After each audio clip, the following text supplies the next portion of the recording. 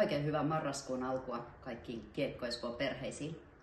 Meillä on syyskausi täydessä tohinassa käynnissä kaikilla meidän halleilla Laaksolahdessa, Espoonlahdessa, Leppävaarassa, Tapiolassa ja Matinkylässä. Meillä on myös mukavasti uusia harrastajia tullut mukaan kiekko-, ringettä- ja luistelukoulujen myötä.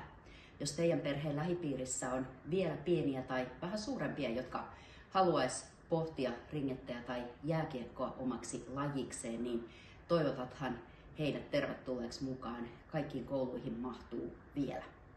Me ollaan haluttu myöskin helpottaa perheiden arkea ja tänä syksynä ollaan perustettu tukirahasto. Joel Punkan muistorahasto niminen rahasto antaa taloudellista tukea niille perheille, jotka kokee, että meidän lajien taloudellinen kuorma on turhan suuri.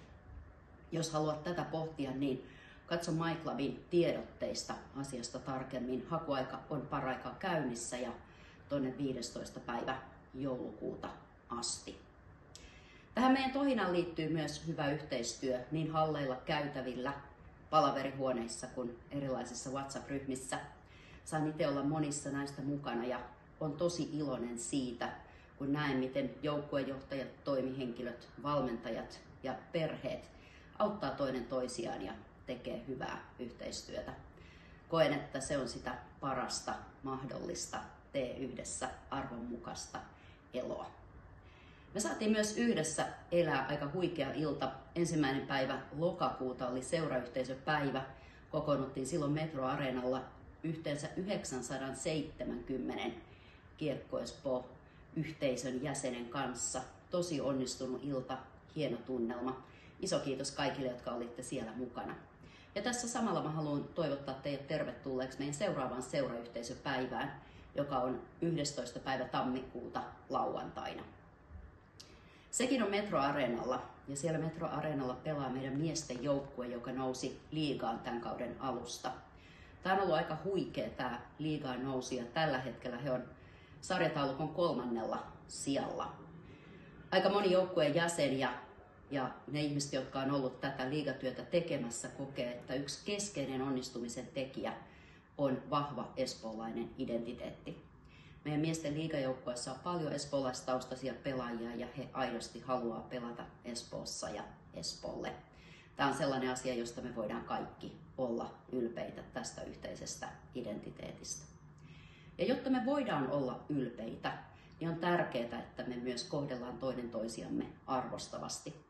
Tätä asiaa me edistetään meidän Kunnioita peliä -työllä.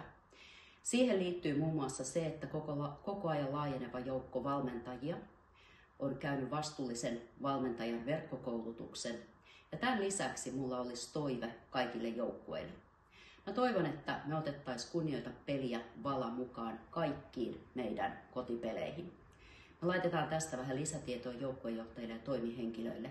Se on myös tärkeä muistutus siitä, että me kohdellaan toinen toisiamme hyvin ja muistetaan, että jokainen meistä on myöskin esimerkki. Tärkeä osa meidän touhua on myöskin ilo. Ja viime viikolla saatiin kokea iloa, kun erään joukkueen varainhankinnan teeman äärellä he oli päättäneet perustaa poikakuoron.